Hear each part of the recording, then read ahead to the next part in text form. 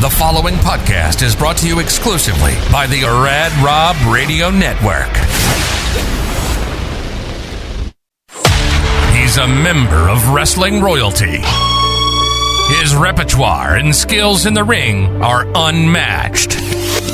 He's always been loyal, trustworthy, and has a work ethic that is unparalleled. He's been bashed by his peers, by the media, and even by the fans. But he's living proof that our worst days do not define us, and neither can other people. Welcome to Rebuilding the Foundation with Teddy Hart.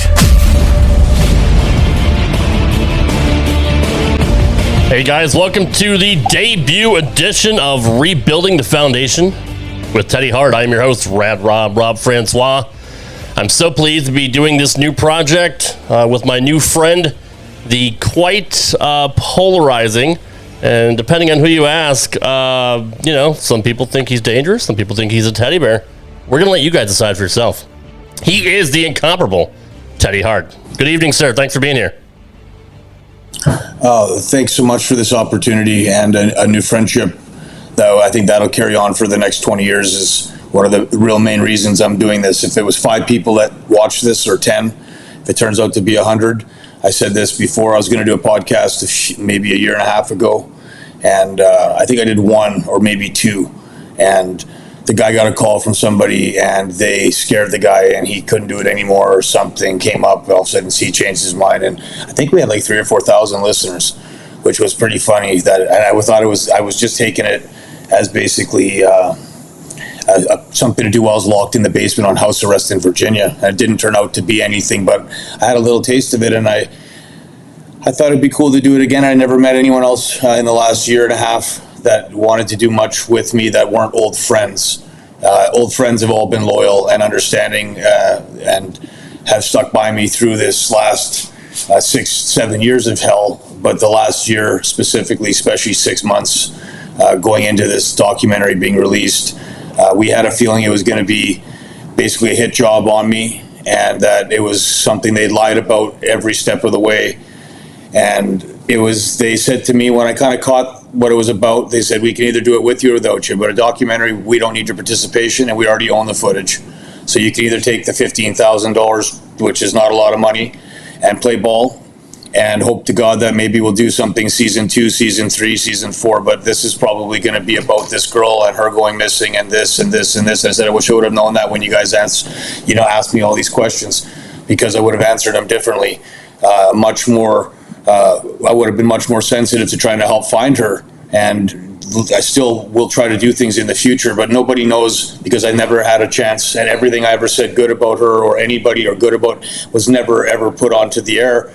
So it was always just basically bite your tongue. Hope to God there's a day where I can have a forum to talk to people about that small part of my life and then move on about a lot of the great things that I've done and people I've met and wonderful relationships I think I have. If people are allowed to say they met Teddy Hart and I liked him and tell the truth about me, and it's not a wave of people that are convinced to say something because that's what they have to say, because if they don't, social media is going to eat them up and being canceled is already hard, and watching what you have to say because I really do. I liked when you said teddy bear because I really think people confuse. There's a character in wrestling Teddy Hart tried to play, and I tried to keep it pretty close to kayfabe where you couldn't tell and wear my stuff in the ring, and I'd wear really nice suits that I could wrestle in if I wanted to, but I played the character in and out of the ring 24/7. But there's also another 24/7 type of environment where you don't see me and you don't see all the work I did to create the machine to move me forward without ever getting a WWE job or a push to even create my name whatsoever. When was I ever given any opportunity, real opportunity, where the Harts were going to be there as a family? Brett was in a good position with the company.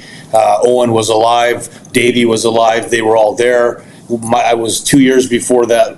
If I got there 2 years earlier, would have been a completely different story. I can't live in the Back to the Future world where if I could change things, I would. And I like to point out things that if it had gone this way, yeah, obviously chances are my career would have been completely different, but it happens to be one of the worst things that ever happened in wrestling. And then Owen's death was the worst thing that ever happened in wrestling. And then poor Chris Benoit, he was a mentor to me, and his thing was absolutely the last straw that just like crippled me. I was there when I was signed when it happened.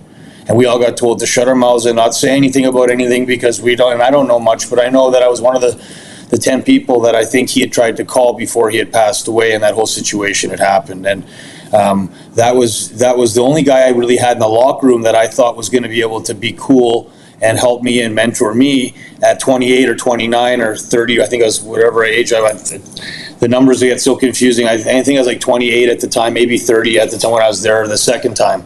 And when he passed away, that was it. There was no one else up there that I thought that was going to take me under their wing. And I remember saying to Natty and TJ, I said, I hope everything works out. I just have a weird feeling I'm never going to get on TV here.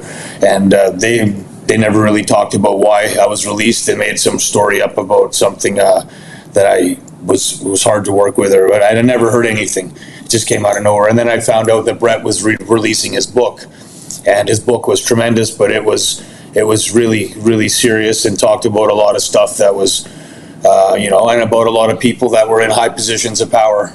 And they're the ones that ran wrestling after that, Flair and Shawn Michaels and Triple H and Vince and Shane and Stephanie. And I think Brett later on retrospectively changed his attitude towards everybody there, and they all had a happy ending. But at the time and place, the book, the way it was, I think really put a shitty taste in people's mouths that didn't want to hear Hart come out of their mouths at all, period.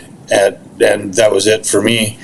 And that was kind of at that stage for the career was over for me for WWE. I didn't think it was ever going to come back. So my whole style changed, my living changed, and I got to go to Mexico. Fortunately, that was a huge opportunity where Conan called me and Jack, and when I got a hold of him, finally, he had been dealing with the fires down there in San Diego. There was really bad fires that year.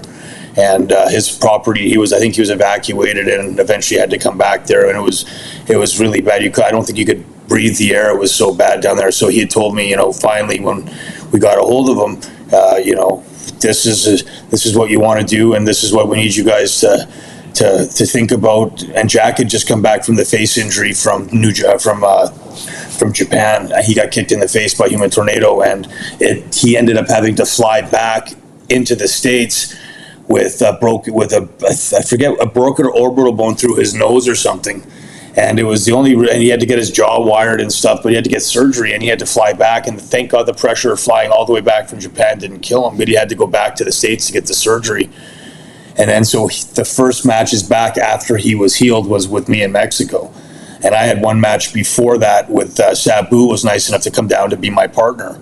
And that was like a kind of one of the favorite guys. I always loved Sabu and thought he was an amazing wrestler and played his character really well too. And was pretty serious about, what wrestling meant, and whether it was 50 people, 100 people, 1,000 people, 500, whatever. He tried to always do crazy shit. And I admired him about that. And he was a guy that wasn't really nice to me at first, but hung out with me long enough to get to know me, and I earned his respect. He wasn't just nice to me the first day. He was a prick the first 2 times. And then after multiple meetings with him, we became best friends, and so there's relationships, like I say, over the years, that those are the things that made it well worth making it to this spot where I can thank all the people that I met and tell positive stories about my career. And this is my farewell to being able to say, I really don't think regarding wrestling that's how I'm going to do. My message can be spread a lot more effectively through talking to people that are not wrestling fans, so to speak, but want to watch athleticism and understand gravity. And they can watch certain guys in certain matches, and when it's done right, it's a beautiful art. And I was really proud that I was able to create, and I helped inspire a whole generation of wrestlers to try to have a new offense and to think what was possible and to walk away without any serious injuries. And if I never had another wrestling match again, I would be happy that I walked away, and I believe God was the answer and judge to the question of was I a good person. Well, then I think I was, based on this, because your body is your vehicle and your brain, and it's all connected. And if you have too many injuries and you get dropped on your head too many times and you do reckless crazy, stupid shit, which there's no way of doing it properly unless you're a true master. And if you can do it for 25 years, which no one else really has been able to do that for as long as I did without ever having a surgery, without ever getting hurt, or if I had one small injury my whole career in wrestling. And, that's what I'm looking at as the blessing. That's what I'm looking at as the $1 million contract, is the credibility I have amongst real wrestling people that watched as an athlete. Not if I said something wrong or if I got canceled because of some hearsay. If there was a judge, jury, and executioner and they got me on guilty, I paid my crime for a DUI, evading arrest. They got me on that. And if I said I was drugged and they found rat poison in my system, and they did, and they took away, some of the charges and fixed things and allowed me never to go to actual prison for something that I should have went to prison for, I got probation. And people want to act like probation, 6 years of probation, 6 years of probation. That's 6 years of pissing in a cup for 6 years, every single, sometimes twice a month. And a bunch of other restrictions and things you can or cannot do, and questions that you better not ask anybody else but the probation officer, and she's not in town for 4 days, and I won't be able to go to a show. And if you're in the wrong area at the wrong time with an ankle monitor on, you're fucked. Pardon my language. And I wrestled one match with an ankle monitor on, and it came off during the match, and thank God I had to send them picture for picture, frame for frame, when it fell off, why I didn't answer the phone when they called back, because you have a 5-minute callback if it falls off, or you cut it off, or whatever the story is. And I've actually been put back in jail for having to cut my ankle monitor off because I did a backflip one time, and I was doing them kind of as some cardio and some practice because I didn't want to lose the ability of doing a standing backflip on the ground. It's to me, that and a handstand push-up are kind of like little things in jail. If you can do that, people don't fuck with you. Seriously, like, you'd be surprised at backflip and a couple of handstand push-ups, and I never had a problem in jail.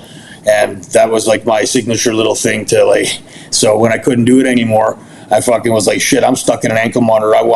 I slipped and hurt my ankle, rolled it, swelled up so bad that I had to cut the ankle monitor off. I went to the hospital, kept all the paperwork, but the next day they showed up with 3 cops, guns, and they put me in jail. And I had to show the judge 4 days later, too. I didn't get out right away. 4 days later, though, during COVID, and that's 24-hour lockdown, 4 days later, they finally looked at the paperwork. The judge saw that I was at the hospital. They cut it off, and they put the ankle monitor back on and let me go back to my house.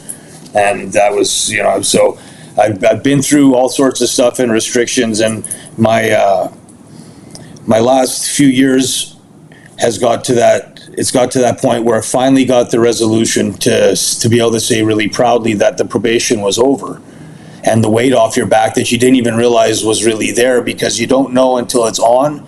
Once it's on, and you can't just collapse, but it's something you don't realize, and you're carrying it around, and it's a weighted vest. And, when all of a sudden they say, finally probation is over, 6 years later, the documentary comes out. And I want to be able to say to everybody, hey, probation's over, and I did all the things that I thought would be of a real man that fucked up, and I did. And I shouldn't have been in the situation where somebody put something in my drink anyway, and I should have been more aware. And I had probably a 20-minute window to go to the hospital, or to call an ambulance, or to try to get someone else to give me a ride home. And all the other years, all my life, never had a DUI, never been caught, never drank ever, never had alcohol in my system, rarely. And after that, a few years, I have a drink once in a blue moon.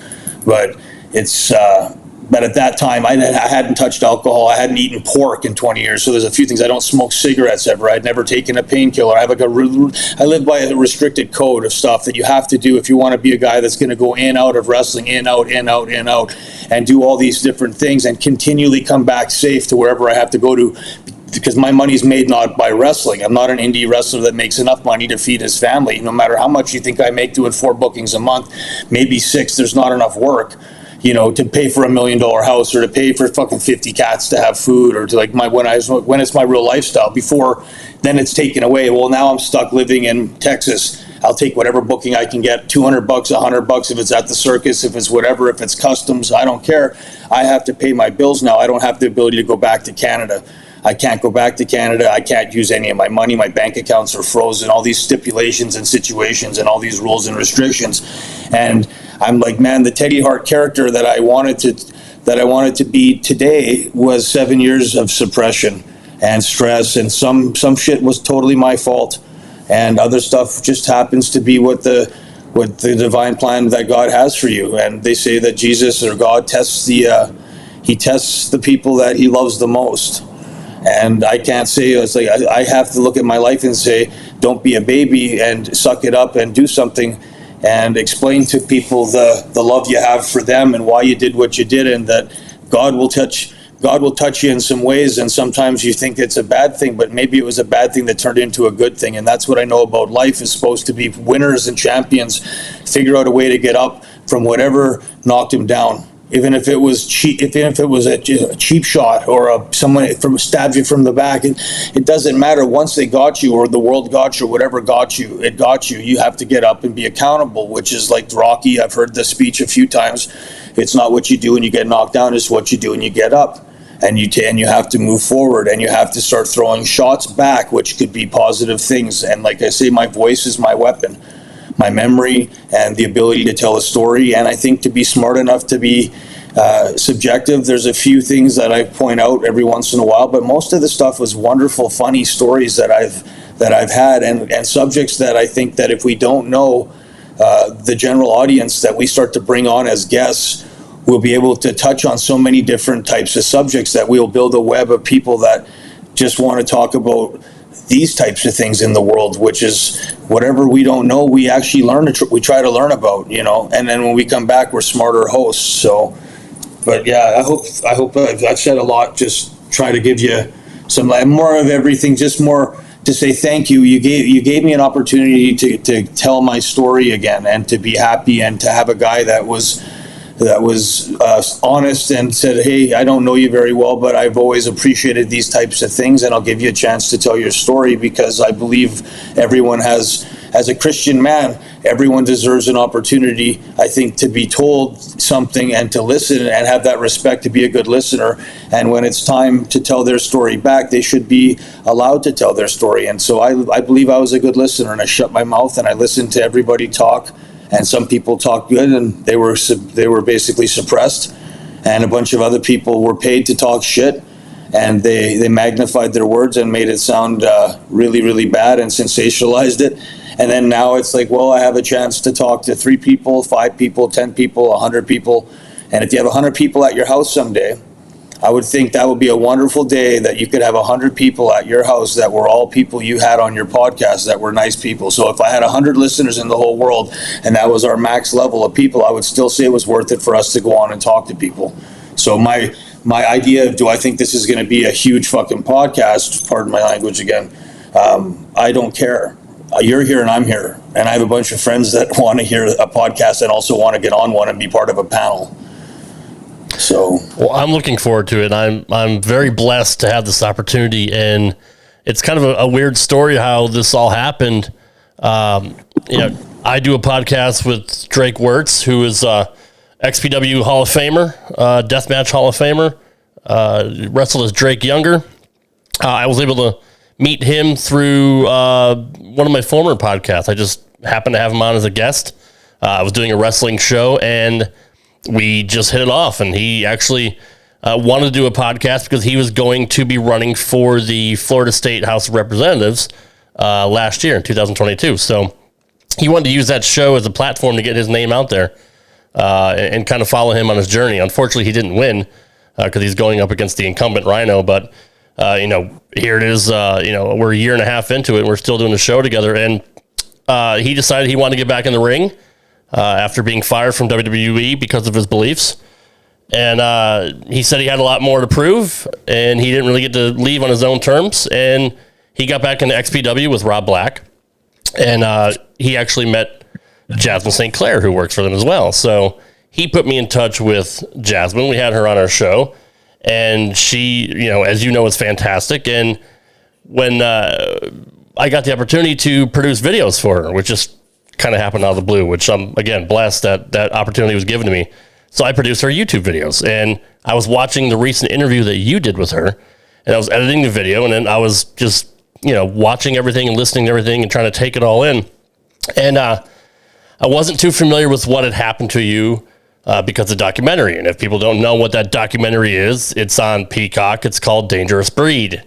And it's basically 10 years of filming, all plopped down into 3 2-hour episodes to make Teddy Hart look like he is a dangerous man and supposedly was involved in a woman disappearing, which he was never charged with. He was never a person of interest in the case.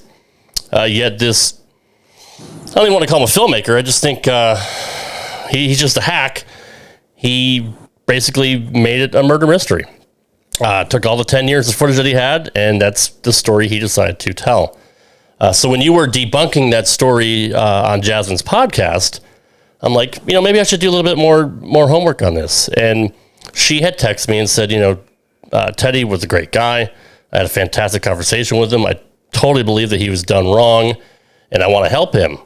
Do you want to do a show with him? And I said, sure, give me his number. And she gave me your number, and I texted you, and we talked. And, after talking to you for the first time for 3 hours, I think it was, I could tell in the first 60 minutes that this guy is either a sociopath or he really is telling the truth. And I believed you 100%. I watched the documentary, and I'm like, I saw exactly the direction they were going in, and I told you I'm a pretty intuitive person. And I could tell just by that documentary and how the media has treated you, especially the wrestling media, and how your peers have treated you, that it's all unfounded and it's completely unfair. So I wanted to get involved and try to help you get your name back in the good graces again, because I absolutely believe that what happened to you was atrocious, and it was completely unfounded. And it's part of that Me Too stuff, the speaking out stuff that happened a year or two ago. And Joey Ryan is another one of those guys which you're friends with, and she put me in touch with Joey as well. And just a lot of wrestlers and celebrities really got the shaft, when you had some vindictive people come out and just tell false stories. So I thought it would be good to address this on the first show. We're going to have a special guest here in a few minutes. We're going to have JT Barnett, who is doing another documentary with Teddy to kind of tell the true story and show the real Teddy Hart. And we'll talk about a little bit of that, and we'll talk about the Peacock documentary. But really, I don't want to focus on that after this initial show. Our idea for this show, which was a lot of your vision, is to talk about everyday life, have everyday people on, not just limited to wrestling, because obviously we're going to have a wrestling audience. We're going to talk about, a lot of wrestling and possibly watch some of your matches and watch other matches that you like. But we all have friends in different walks of life that have gone through some horrible times as well. And we kind of want to focus on them too. So it's not just rebuilding Teddy Hart or rebuilding his foundation. If you wrestling fans obviously understand the double entendre with the foundation, but it's also to rebuild other people that have been wronged. So I can't thank you enough, Teddy, for letting me do this project with you. And I'm excited to see what the future holds. Yeah, it was the right time, and I believe God put us together. And Jasmine, being the way she was years ago, fearless, and someone that I just don't think when you're successful and you're highly intelligent, you have to take. You just have to take the bad and wait till the good comes. I've said it for years. There's light at the end of every. I've been a motivational speaker for 20 years, and I've convinced many guys in wrestling to stick it out and to follow the dream, and that I believe they would be successful. I can name drop probably 15 different guys that I've had matches with, and I said to them, "You will be a big star. Mark my words. You'll make enough money in this business to feed your family and be successful." Some I would say directly to them, "You'll be a millionaire. You're going to be," and you can imagine all the guys I've been in the ring with. I think out of like 30 guys, I think 27 different guys I've wrestled have within usually say 6 month to 2 year period of time after I've had a match with them, they've been signed, and I've had the honor, I say absolute honor and privilege of being in the ring with all these guys to watch them have that match where they got to do some things they didn't do before, or they tried it a different way, and it's like learning a different language with me. I do things a little differently, but I've proved it, and you've watched enough video, and I've been in there so long that, and with the name behind me, you're going to try it my way. and never hurt anyone. Yeah. And that then creates a certain behind the scenes. He's intense and he's crazy, but very, very focused on when the wrestling is the wrestling that's clean and it's precise and it's not sloppy ever and it's never crazy. And those moves, I hit all those different moves, never to knee a guy in the face or to drop an elbow by accident because I was fucking high before the match or some crap, not a joke. Every one of those moves, you had to do it 20, 30, 50 times to get that move where guys trust you to hit it, because you hit it once or twice and it's sloppy and you seriously hurt a guy. That's it for that move and that's it for your credibility. And then after that, it's an uphill battle on trying to create stuff because you're going to constantly be told no because you're not safe. And people then had to come up with an excuse with me where, because I was doing all this stuff that was considered almost impossible and it wasn't safe until it was done. Well, someone's got to do it first and someone's got to keep doing it. And if you keep doing it and it's safe and you come to the show not to practice, I already did these moves at practice. So when I come to the show, I'm hitting it because I did 50 of them the week before at practice because I have a ring in my house, or I have access to a ring, which I told everybody, 20 years ago when this is happening, or why I'm doing these moves at that rate and doing it so clean. And there's only a few guys in the world that can say, let's go back 20 years ago or 25 years ago and watch the creation of the offensive wrestling on an indie show or a WWE show. I don't care. Creation's creation. A screen's a screen and a match is a match in a ring. So I always thought I was wrestling in front of 1 million people, whether it was 3 people or 5, because I was aware of what YouTube was that long ago, or being recorded and I've said this, you're recorded by God and you're recorded by yourself and all your peers as a wrestler. Yep. You don't know what's going on in my life. You don't know what's going on in my life. You don't know how many funerals I've been to. You don't know what this is like dealing with life after Owen Hart or life after Bret Hart's career is flushed down the toilet from a whole bunch of different things. And you're not just going to blame Bret or Vince or anything. It's a story to be told. And if you haven't watched Wrestling with Shadows, watch it.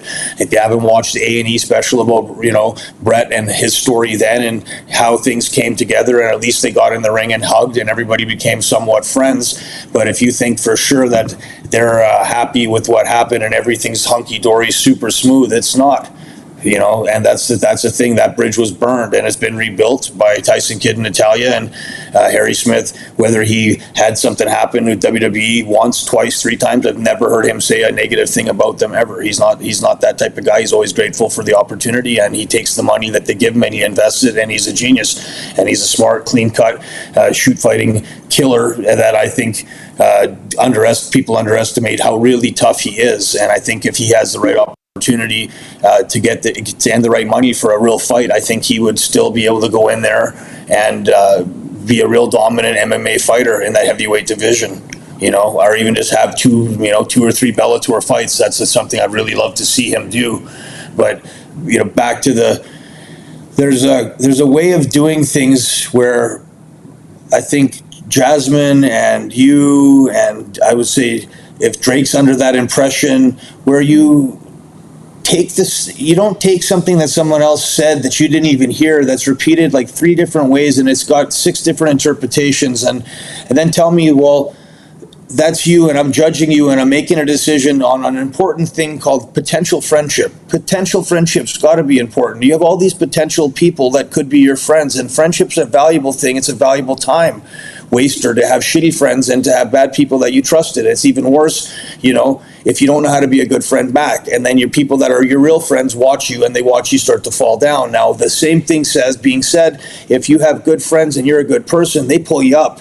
Yeah. So Harry knew I was down a little bit, and he was telling me that he had talked to Jasmine, just flew, because I'm like sad. You got a guy like Brian Pillman Jr., who I was a huge fan of, beautiful kid and great athlete and tough, had a couple surgeries early in his career and could have just called it quits right there and didn't get much help from anybody.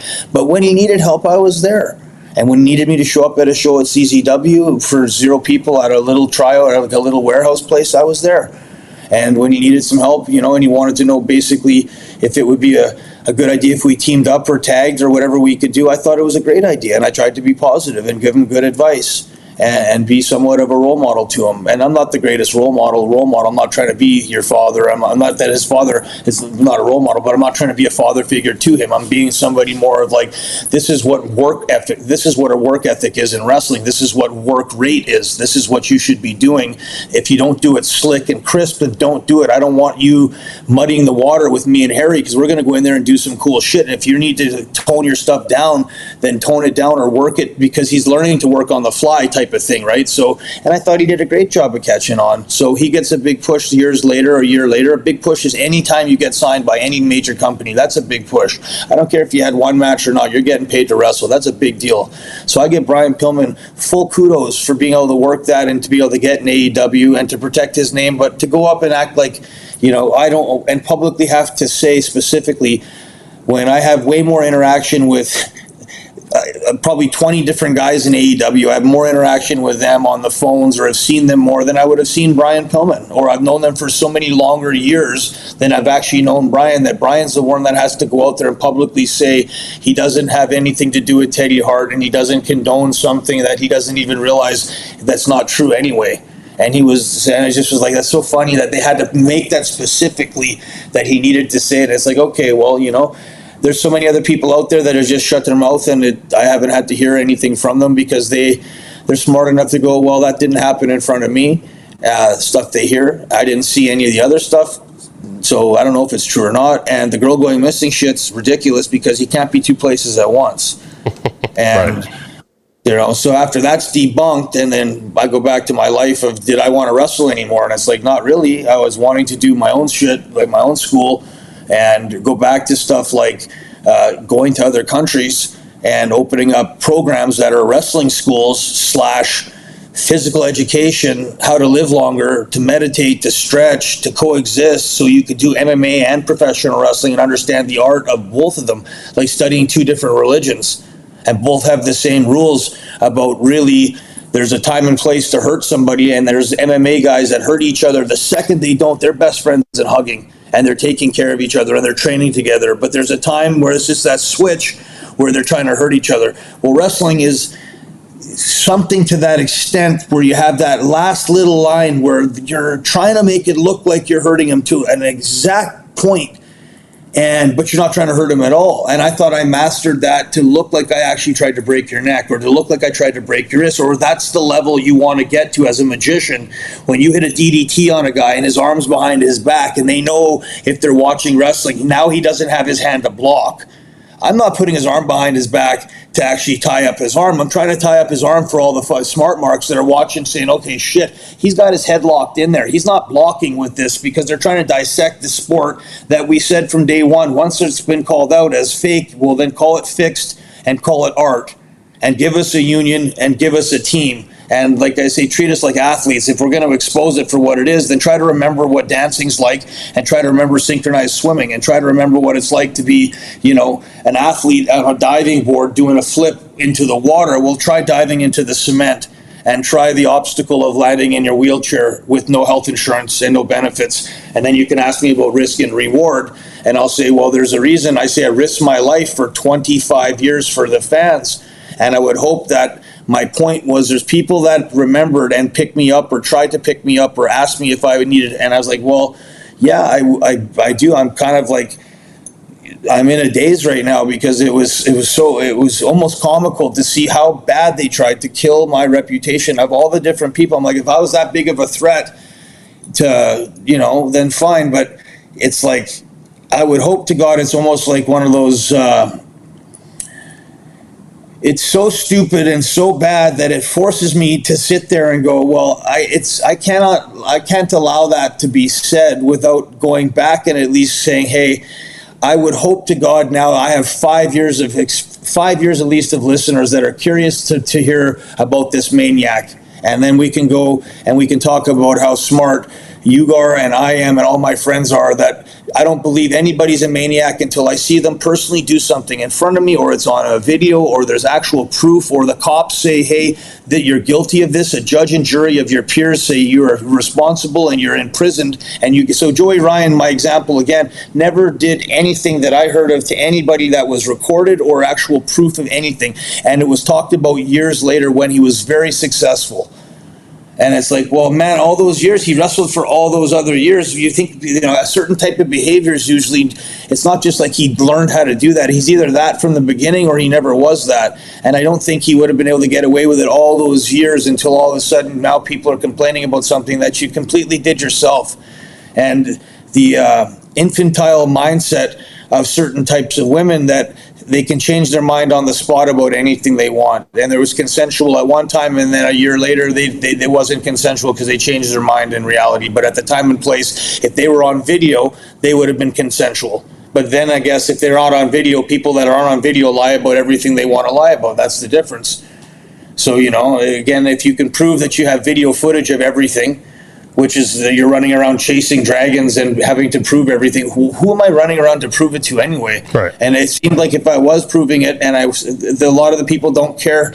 They just want to believe crap and be negative. And we want to be positive on this show. Yeah, that's why it's like I'd rather talk happy stories and get into the world and see. There's so many things to talk about. That's why I was like, I want to get the elephant out of the room and work on a few things and discuss what the plan is and a plan of attack. I had to take $2 million worth of free advertisement from Peacock and WWE and say thanks so much and see if I can do something with it. That's right, because everybody knows who you are. And if they didn't know before, they definitely know who you are now. And take a negative and make it into a positive. So, yeah, because there are skeptics out there, I'm sure, but I'm sure there's other smart people like you and I out there that watch that and think that it's full of shit. And if they hear that you have a podcast, they might want to actually find more out about you, like I did. Again, one friend is super important. They say if you have 3 to 5 really, really good friends, you're a very fortunate person. So that's the long-term goal for me when I meet people, that when you're down, they're there, they're listening, and they're responsible, assertive people in their own world, and they don't benefit from anything with me except for a friendship, which then it can turn into all sorts of different things. But it's a friendship and a curiosity to me. That's what I'm curious to see, and then I have to put the time in. And I think right off the hop, a relationship's built on time and trust and initiation of conversations, and then you get to kind of hear what the guy believes about certain things and how he carries himself. And I think you can tell a lot by texting people too, that if people text back and they're polite and they're responsible, and that makes sense to, and then from there you can go and say, okay, this is my opportunity to, worst case scenario, I got a friend. Best case scenario, and this is something else you said, is this stuff is timeless. Yeah. So what we talk about now is the way we've been looking back at 10 years about something, and you don't know what you're going to say and what you're going to uncover or what you're going to innovate or what you're going to say that changes the whole world, and maybe something that changes the way people think.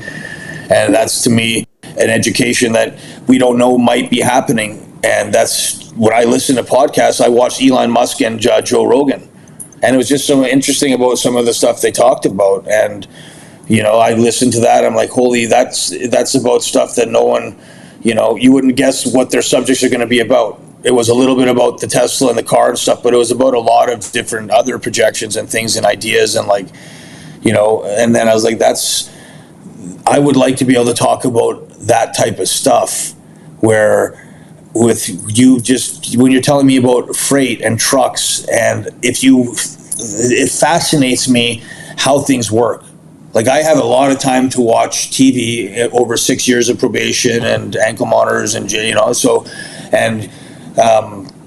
I watched a lot of stuff about the way the world works and the trucking system, of how much work it is and how many people it takes, and the scales and the teamster, and what type of thing would go on if the trucks weren't the way they were. The world would never work at all. That's like one of the main things. So, it's like that fascinates me. So I am just fascinated with so many concepts or ideas or jobs people have, and they explain how they do their job. And it's like, I think there's way more people out there doing these jobs than we think. And there's way more people that are just interested while they're sitting there in traffic driving, and like every person's almost submissive. Like, unless you got a helicopter or you're a superhero or something, right? You're vanishing and reappearing and whatever. Or you got a UFO or something, but you're sitting in traffic. So if you're sitting in traffic and you're just listening, and I sit in traffic a lot driving around, and I started just listening to podcasts, and I'm like, man, I was entertained I looked back at the clock and like 4 hours had gone by, and I'd listened to like 2 podcasts, and it felt like it was like 20 minutes. Yeah. So I listen to a couple radio shows at night they're awful. They're just like boring. It's the same message over and over. And like the guys go on about like, they're arguing about Trump and Biden and about these documents, secret documents. And I've heard about these secret documents and like different houses and Biden's son being a crook. And like, it's just, so I like, I was like, okay, well, I know a little bit about that for the next, probably 2 months. It's been bombarded into my head. So like, I don't know. We talk about politics, and then I was bugging Jasmine about her view with Trump and different things. And I'm like, okay, well, that's a podcast. I want to do something with Jasmine eventually. Yes. Bring her on my podcast, right, and talk to her about some stuff. And then I was like, well, if I think for viewers or my friends out there, this is what I wanted to do. Was I thought about it to myself, and I'm like, if I could have Dwayne on, if I could have Raul on, if I could have Bill on, if I could have Carmen on, I'm really only talking to the people that I call anyway on text, and this is a better way to talk. And most of the conversations I think that I'm having with you guys, when we don't feel like we're being recorded, we're just talking freely, are more interesting than any conversations I'm hearing that are out there, except for you're talking like Joe Rogan. Like, I watch Mike Tyson a lot, and the questions and the stories, like, even though I watched the one with Eminem and Mike Tyson was a really good that was a really good podcast, because both of them were like huge fans of each other, you could tell. Yeah. And it was just cool to see the dynamic of it. And I was like, well, once this cancel culture leaves and things go back to normal, I know there was a lot of really good wrestling fans that were Teddy Hart fans and fans of the Hart family, and guys I've met through working for MTV or, working with Homeland Security and knowing a few people that were, I would think high up people that you'd never should have met, or undercover cops that you met because you grew up with them, or guys that trained out to be the helicopter pilots for the police years later. They're the ones that are busting all the marijuana grow-ops in the city because they see the flash, they see the light because they got the infrared so they can fly over, and they see the ones that are glowing a certain color. That means they're growing weed, and it's like they're telling me years later, like, how many grow-ops they bust. And these were the guys that were smoking with me as kids. Like, it's just, you don't know who you're going to meet. And when you meet somebody, be very kind to them and be very polite and listen to their story. And I'm like, this is the perfect place for me to do that. Yeah. I can hear their story, and I love hearing people's stories. I prided myself years ago. People found out I was a chatterbox type of guy, like to talk, and then a guy asked me a few questions, and I remember he pulled me aside and said, the key to being a good talker is to be a better listener, because people will talk, and if you don't listen, you're never going to get the same respect back. He goes, and sometimes that's the best thing you have is your conversations and your meals. He's like, in your whole life that you truly value great conversations with your friends or people and your meals. And it's the smallest little thing, he said, but you'll take that away from people. He goes, and then all your wisdom and the fact that you're a good talker won't mean shit because you're not a good listener. Right. Thanks for listening to Rebuilding the Foundation with Teddy Hart. To keep up with the latest happenings with Teddy, follow him on Instagram at official Teddy Hart. You can also email us at rebuildingthefoundationpodcast@gmail.com. Join us next time for Rebuilding the Foundation with Teddy Hart, right here on the Rad Rob Radio Network.